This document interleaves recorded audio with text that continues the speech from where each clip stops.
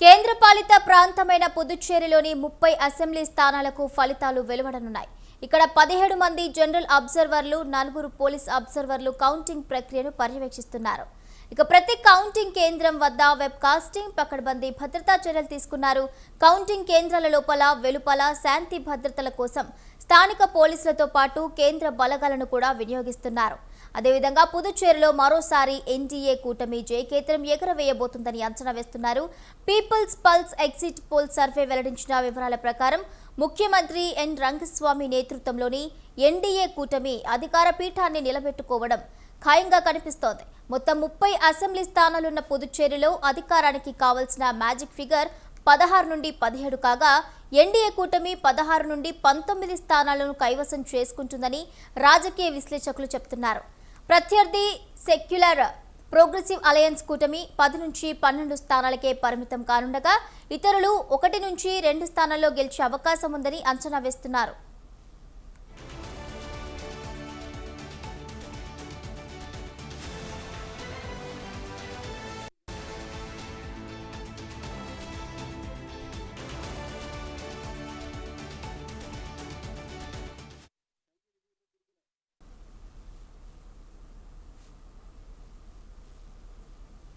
ఇక పుదుచ్చేరి ఎన్నికల కౌంటింగ్ పై మరింత సమాచారాన్ని మా ప్రతినిధి విశాల్ అందిస్తారు. విశాల్.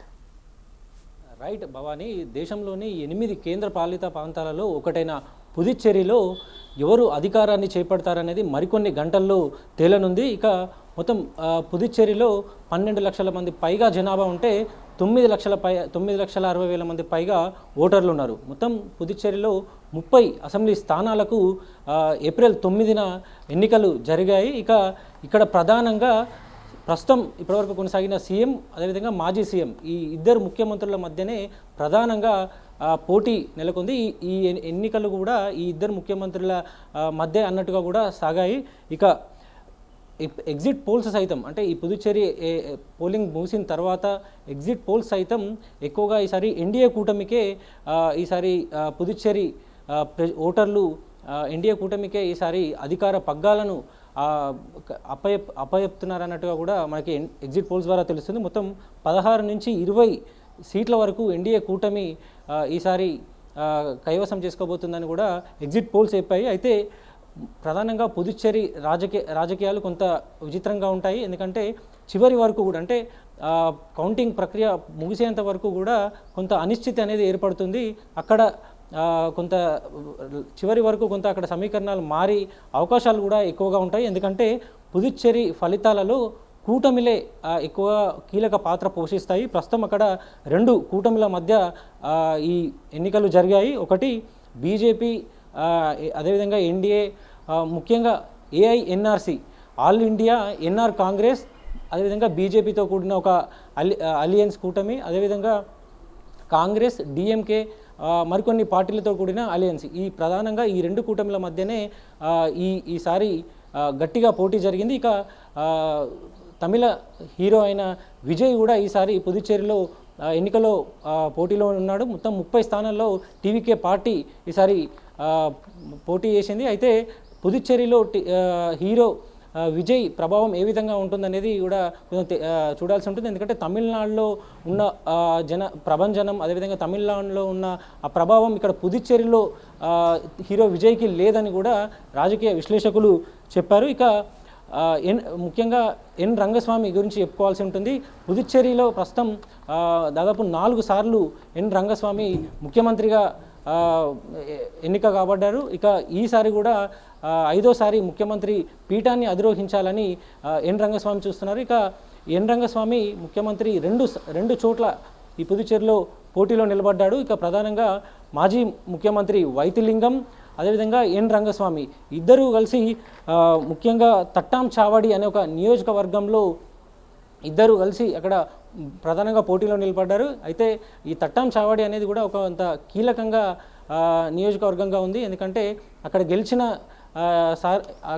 ప్రతి ఒక్కరు కూడా, అంటే అక్కడ ఎక్కువ సార్లు గెలిచి ప్రస్తుతం సీఎంగా ఎన్ రంగస్వామి కొనసాగారు. అంటే ఈసారి అక్కడ గెలవాలని అటు ప్రస్తుతం ముఖ్యమంత్రి అదేవిధంగా మాజీ ముఖ్యమంత్రి ఇద్దరు కూడా అక్కడ ఎంతో పట్టుతోటి అక్కడ ఎలక్షన్ క్యాంపెయిన్ చేశారు. ఇక సెక్యులర్ ప్రోగ్రెసివ్ అలయన్స్ అంటే 2018లో ఈ డిఎంకే నేతృత్వంలో ఈ కూటమి ఏర్పడింది. ముఖ్యంగా ఎన్డీఏ కూటమికి వ్యతిరేకంగా ఈ కూటమి ఏర్పడింది. ప్రస్తుతం ఈ కూటమి అదేవిధంగా ఎన్డీఏ కూటమి ఈ రెండు కూటమిల మధ్య ప్రధానంగా పోటీ అనేది కొనసాగుతుంది. ఇక వైతిలింగం గురించి కూడా మనం చెప్పుకోవాల్సి ఉంటుంది.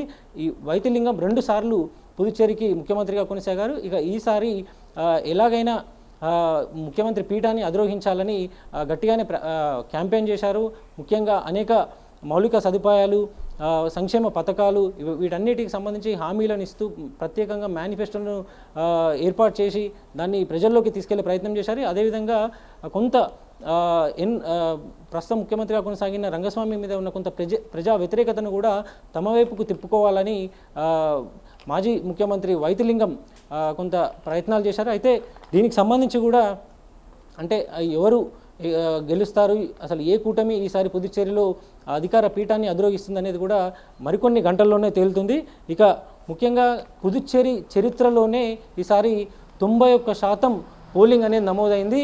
2006లో 85% పోలింగ్ నమోదైతే ఈసారి 91% పోలింగ్ అనేది నమోదైంది. కొత్త ఓటర్లు ఈసారి ఎక్కువ మంది అక్కడ ఈసారి తమ ఓటు హక్కును వినియోగించుకున్నారు. ఇక ఆల్ ఇండియా ఎన్ఆర్ కాంగ్రెస్ ముఖ్యంగా అదేవిధంగా డిఎంకే వీళ్ళ ఇద్దరి మధ్యన ప్రధానంగా మనకి పోటీ ఉన్నట్టు కూడా తెలుస్తుంది.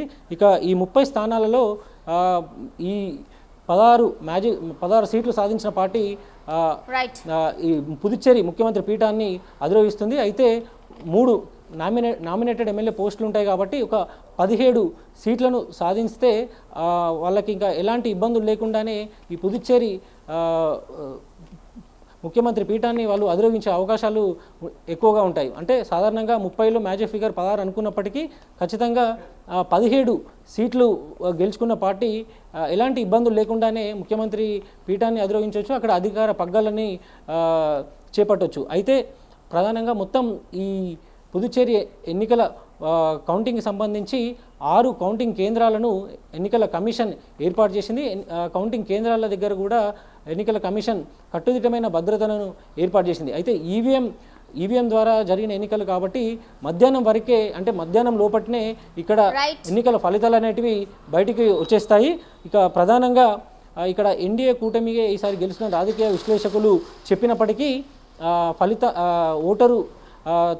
ఓటు వేసిన తర్వాత బయటకు వచ్చిన తర్వాత కూడా అతను ఏ పార్టీకి ఓటేశాను అనేది చెప్పడంలో కొంత ఇబ్బందిగా ఉంటే ఆ సర్వేలన్నీ కూడా కొంత తారుమారే అయ్యే అవకాశం ఉంటుంది. అయితే ఎగ్జాక్ట్ పోల్స్ అవుతాయి అనేది కూడా తేలాలంటే మనకి మరికొన్ని గంటలు గడిస్తే ఈ పుదుచ్చేరి ఫలితాలు మనకి క్లియర్గా బయటకు వచ్చేస్తాయి. Bhavani. Right, thank you Vishal, thank you for the updates.